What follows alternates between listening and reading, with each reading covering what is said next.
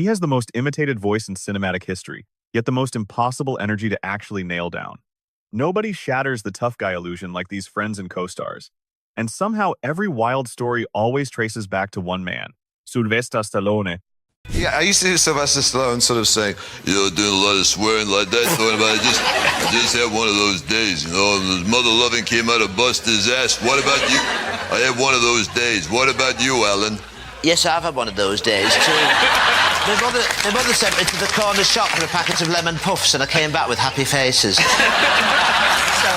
But nothing tops the moment the cast of Suits turned a basic press junket into an all-out war over who had the deepest register. Patrick J. Adams goes straight for the throat, and the argument gets insanely competitive instantly. How you doing? This is Sly. I want to come down tonight. We have a few people, nothing special. And, but, maybe they're late, so my buddy Hank Azaria will be coming. If he comes, just let him sit down first, By the way, you gotta work on your Stallone. We need a lower register. Ooh. That was an incredible Stallone. I've been doing that since I was a kid. You can't touch it. Ooh. There's food in your mouth. No, I swallowed it. There's food. That's disgusting. Yet nothing captures his massive theatrical weight more than when this guy decided to drop the Rocky cadence straight into a Shakespearean tragedy. He fully commits to the bit and proves the accent makes literally any monologue sound. Absolutely lethal. I could enunciate to the back row, just like Sylvester Stallone doing Hamlet. This would be a place where Stallone could do Hamlet. To be or what?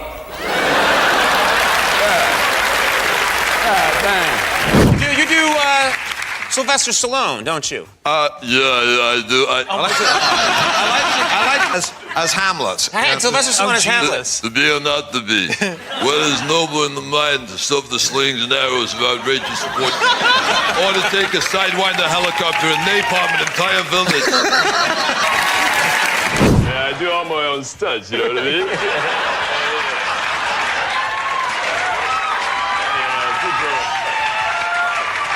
People pay a lot of money to come to the theater. They want to know what I'm doing inside, In this heavily criticized era of stand-up, Andrew Dice Clay read the room in seconds and never let his guard down. He weaponizes the tough guy persona so flawlessly, the crowd loses their minds before he even lands the first punchline. Yeah, I know this is your big comeback. And I know I came back from the dead to train you. No way, Apollo. You just want to, you move. You move. Easy, right. Not too many syllables. I got lightheaded there. Hey, look, listen, I still got the eye of the tiger, you know that. Animals don't scare me. Yeah? Well, this one will. Here we go. Here's Sylvester Stallone, Robert De Niro, Eric Roberts, Al Pacino, and John Travolta.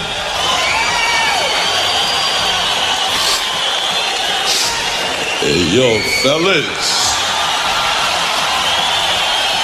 You want to check out the zebra?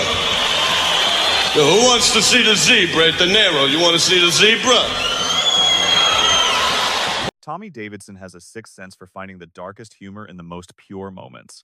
He completely shatters the inspirational sports movie trope by exposing a hilarious truth about Rocky that you will absolutely never unhear.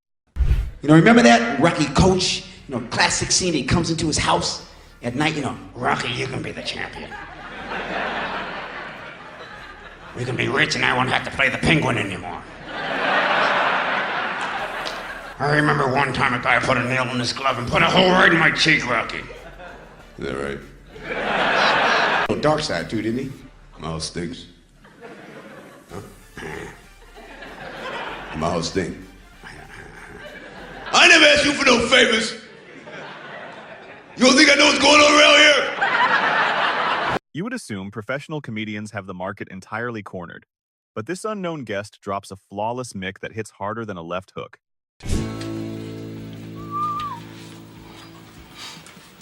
Well, you don't like my house, Mick?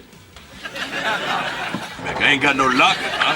Hey. Well, my house stinks. Yeah, that's right, it stinks. My whole life stinks. You just need proper management, you kid. You need proper management. You're gonna eat right and you're gonna crap thunder.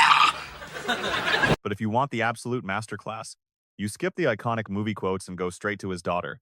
Sistine, she doesn't practice, she doesn't act, and she doesn't care. She owns the impression completely and proves the ultimate secret is just violently demanding your morning pancakes. Probably cysteine. Yeah. That is, you know what? Y'all talk about it smart. How you doing? I really say, how you doing? No, I don't think so. I'll have this for breakfast. I'll have my shake. I want my pancakes. Put some scrambled eggs and some jelly in them. Jelly, you go back a while. Have you ever have some steak and clam and clam on the half shell? For breakfast goes. It's not that, it's an accent. It's the accent. Frank Stallone was completely broke and desperate, so he started aggressively pitching his own famous brother, using his exact same voice just to secure a paycheck. He fires back at the rejection and creates one of the funniest sibling dynamics ever caught on camera. And here's my brother sitting in this office that's huge, you know, acting like the big shot, right? So I walk up and I go, listen, do you think there's a chance that I could just get maybe a 15-second, just the musical part, you know, wah, wah, wah. You know, I figured a movie's so big I could, you know, pay my bills. Right. I don't think so. I said, that is very encouraging. Thank you. Very encouraging. It's the Bee Gees. I said, yeah, I know it's the Bee Gees. So anything, so he goes, yeah. So he tried to humor and go write some stuff, maybe. So Sly goes, remember those songs you wrote? Yeah, I do. You mean the ones you rejected? Yeah. Yeah, I do remember them. He goes, you know, now he's blowing me up, right? I said, we're never going to give you up, Moody.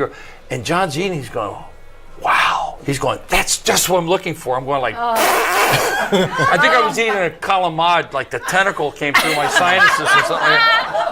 He goes, that's what I like. So then he goes, who is that? He goes, and that exact same unbothered energy bleeds directly onto the action set.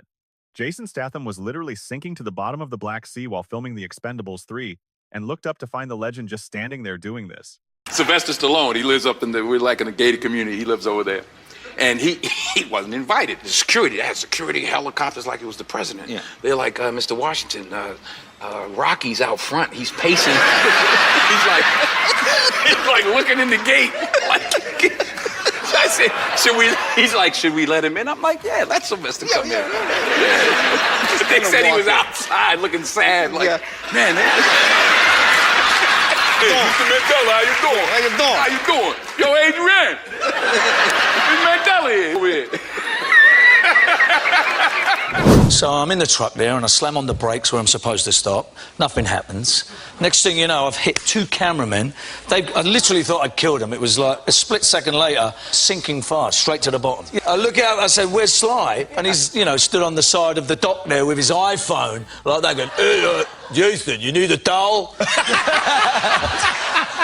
Translated, that means, hey, do you need a towel? Yeah, we need a translator with him. Yeah, exactly. That's hilarious. Mel Gibson has faced massive controversies, but in this interview, he reads the action genre flawlessly. He doesn't sugarcoat, he doesn't hesitate, and he doesn't hold back. He points out exactly why the invincible hero trope was entirely broken. From the start. They usually had that two-dimensional kind of like Sly and Arnold used to do, like with Commando or with, you know, Sly doing, you know, you're the disease and I'm the cure, you know, where he's doing that stuff, you know. So, which was good stuff. But those guys they were kind of not vulnerable at all. So when I saw the Lethal script and I thought, well, the guy's crazy and he wants to kill himself. The tables completely turn. When the biggest star on earth tries to impersonate Samuel L. Jackson, he nails the sheer intimidation factor and proves he commands the room before even speaking a single word. Because he walks in like... He's just cool. You didn't expect to see a ghost, did you? You know, it's like, there's a, you know, it's like so smooth. Yeah. And not many people can do that, can have that kind of... Nobody dominated the 1980s box office more fiercely than these two bitter rivals, which makes this quiet pumpkin carving session between former enemies feel entirely surreal and strange. Do our little tat-tat-tat talking. Yeah. He goes, you want to carve a pumpkin? You want to carve my pumpkin? I'm telling you. I know, yeah. But the absolute ultimate proof of his legacy comes from Denzel Washington. He drops the most insane dinner party crasher story of all time, involving Nelson Mandela and an aggressive neighbor pacing at the front gate. It leaves you with a rare glimpse of genuine admiration from the ultimate cinematic tough guy.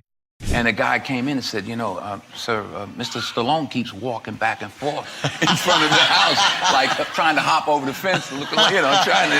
Hey, what's going on?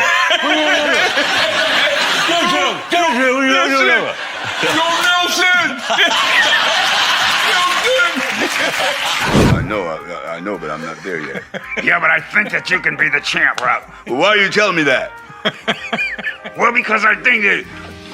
Well, then why are you looking around my house, Mick?